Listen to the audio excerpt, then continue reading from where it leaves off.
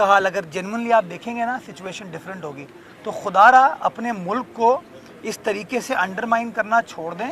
जो कमी कोताही है वो हमें ही ठीक करनी है, वो बाहर से आके कोई ठीक नहीं करेगा, हम ही करेंगे और इंशाल्लाह वो आपको बेहतरी होती हुई नज़र आएगी। ये वो बिल्ली चूहे का खेल चलता रहता है, वो कार्रवाई करते हैं, गायब होते हैं, फिर वापस आ जाते हैं और फिर हम शहरी जो है उनसे ख़रीदते भी हैं चीज़ें जाके। हम कहते हैं पेट्रोल बहुत महंगा हो गया है या कट बहुत लंबा है, तो बजाय इसके दुकान जाऊँ, यही ठेला यहीं पे होना चाहिए ताकि हम ख़रीद लें। तो मैं बार बार जो एक चीज़ को एम्फेसाइज़ करता हूँ, जो हमारी गलतियाँ हमें ठीक करनी चाहिए बहसीत हुकूमत, लेकिन जो आवाम का भी किरदार है ना, वो जो पथारे वाला है ना, वो उस जगह पे इसलिए खड़ा होता है, उसको पता है कि सलमान और मुर्तज़ा वहाँ पे आके केला ख़रीदेंगे, तो थोड़ा सा वो कहते हैं ना ताली दोनों हाथों से बचती है। तो इसलिए मैंने वो चूहे बिल्ली वाला कहा कि वो लोग जाते हैं, वो भागते हैं, फिर वापस आ जाते हैं। तो इस तरह थोड़ा सा मैं हमेशा कहता हूँ कि हमें सिर्फ हुकूमत की तरफ नहीं देखना चाहिए, थोड़ा सा अपने किरदार को भी देखना चाहिए। बाहर क्या हम लगे हुए हैं इस काम पे और चीज़ों को ठीक करके देंगे। मैं उन चर्सियों को ढूंढ रहा हूँ। ये देखे ना, वो महकमे वाले थोड़ी हैं जो ढक्कन चुरा के ले जाते हैं। उनकी गफलत तो मतलब गफलत की वजह से। मेरी बात देखिए, इतना बड़ा शहर है, अगर आप एक्सपेक्ट करते हैं कि पता नहीं शहर में शायद 500,000 मैन होल होंगे, तो उनकी सुपरविजन के लिए अगर पुलिसिंग करना भी केएमसी का काम है तो वो इख्तियार हमको दे दें।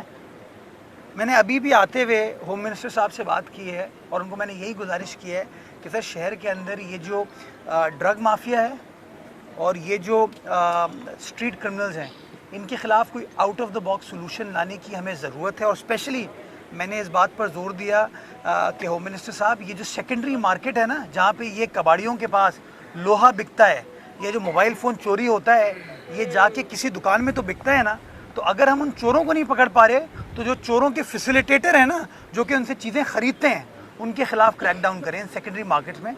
तो होम मिनिस्टर साहब ने मंडे को कहा है इंशाल्लाह इस मामले पर बैठेंगे। मैंने इस बात को ज़ोर दिया है उनको कि सर पुलिस को थोड़ा सा इस मामले पर सेंसिटाइज़ करें, बिकॉज होता यही है कि हर चीज़ का ज़िम्मा जो है वो आखिर में वो सलमान के ऊपर डाल दिया जाता है। और पता नहीं क्या उन चर्सियों की सलमान से मोहब्बत है कि ज़िला मलीर के अंदर ये सलमान की यूसी में या उसके टाउन में जाके ये हरकत करते हैं। ये प्रॉब्लम है, इसको हल करने की ज़रूरत है। जो दूसरी सर आपने बात की शहर के इंफ्रास्ट्रक्चर की, चैलेंजेस हैं, बहुत सारी जगहों पर काम हो रहा है और बहुत सारी जगहों पर मज़ीद काम होने की ज़रूरत है। आप कहेंगे ग्लास आधा खाली है, मैं कहूँगा ग्लास आधा भरा हुआ है। इंशाल्लाह कोशिश करूँगा कि ये जो हमें पीपल्स पार्टी को मौका मिला है, कराची वालों को शो करें कि ग्लास ना सिर्फ आधा भरा हुआ है बल्कि उस आधे भरे हुए ग्लास को पूरे भरे हुए ग्लास की तरफ लेके जाएं। इंशाल्लाह काम कर रहे हैं, काम होता हुआ नज़र आ रहा है और इंशाल्लाह काम में मज़ीद बेहतरी लाएंगे। ट्रांसपोर्ट की बेहतरी एक बहुत बड़ा चैलेंज है सिंध हुकूमत के लिए भी और कराची की इंतज़ामिया के लिए। और पीपल्स पार्टी की सिंध हुकूमत ने अपनी पिछली हुकूमत में कुछ मंसूबों को कामयाबी के साथ इंट्रोड्यूस करने में हम कामयाब हो पाए थे।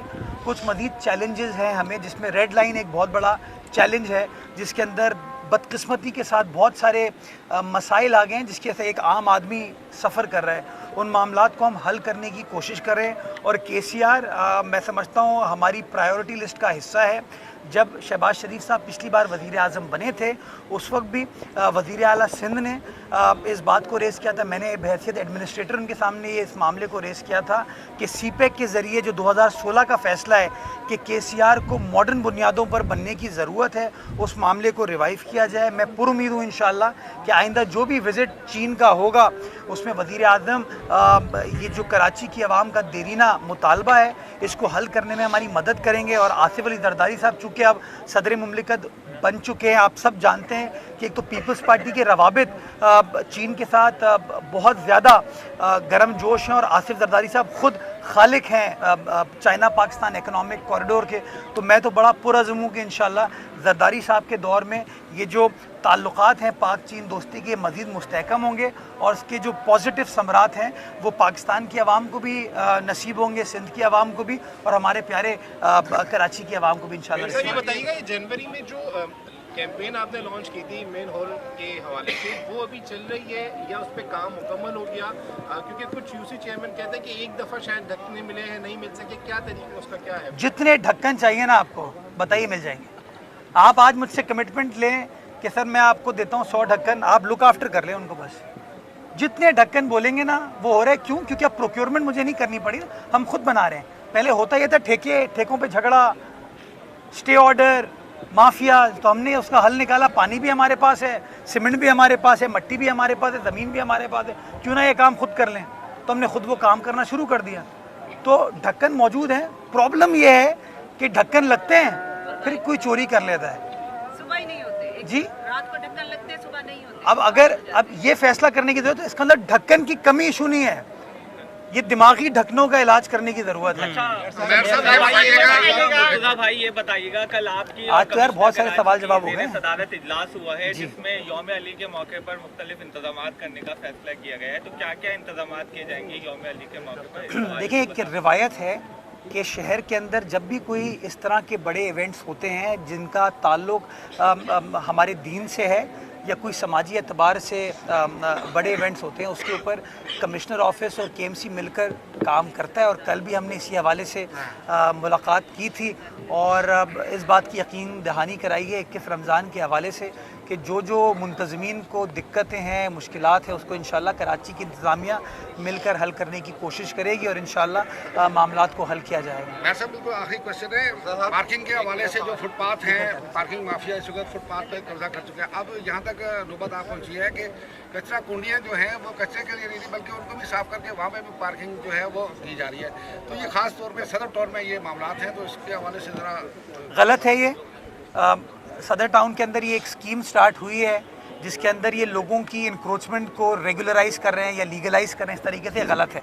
ये एक ज़माने में गालिबन मुस्तफ़ा कमाल साहब और नेमतुल्लाह साहब के ज़माने भी इस तरह के कैबिन इंट्रोड्यूस किए गए थे, उसके ऊपर भी अदालती स्टे ऑर्डर आया था। जो पुराने सहाफ़ी हैं उनसे आप बल्कि एक केस में मैं खुद भी अपीयर हुआ था।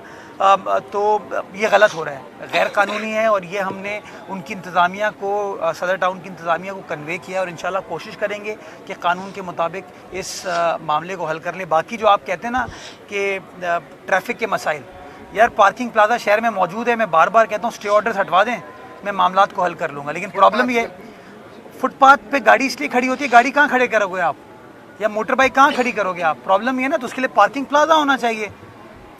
तो पार्किंग प्लाजा एक पर्ल कॉन्टिनेंटल होटल के अंदर बेसमेंट के अंदर 2 फ्लोर का है, उसको प्राइवेटली इस्तेमाल किया जा रहा है। एक पार्किंग प्लाजा यहाँ पे पीछे सदर का है, उस पर ताला लगा हुआ है, वो केडीए उसको चला रही है। एक पार्किंग प्लाजा 1976 में भुट्टो साहब के ज़माने में बोल्टन मार्केट का सोचा गया था, वो 250 गाड़ियों को खड़ी करने की गुंजाइश है और मज़ीद कंस्ट्रक्शन की जा सकती है, उसमें एक अदालत का ऑर्डर है, 1999 से केस चल रहा है। तो आज मैं समझता हूँ 23 मार्च के हवाले से एक अज़म हमको कर लेना चाहिए कि हुकूमत को चलानी चाहिए, कानून साजी करने वालों को करनी चाहिए, और जो मेरे आपके डिस्प्यूट्स हैं ना, उन डिस्प्यूट्स के फैसले जो है ना वो अदालतों को करने चाहिए। हुकूमती मामलात जो होते हैं ना, जिसका ताल्लुक आवाम से है, अगर ये ब्यूरोक्रेसी नहीं हल कर पाएगी या हुकूमत नहीं कर पाएगी और कहीं और फैसले होंगे तो इस तरह की दिक्कतें आपको आएंगी।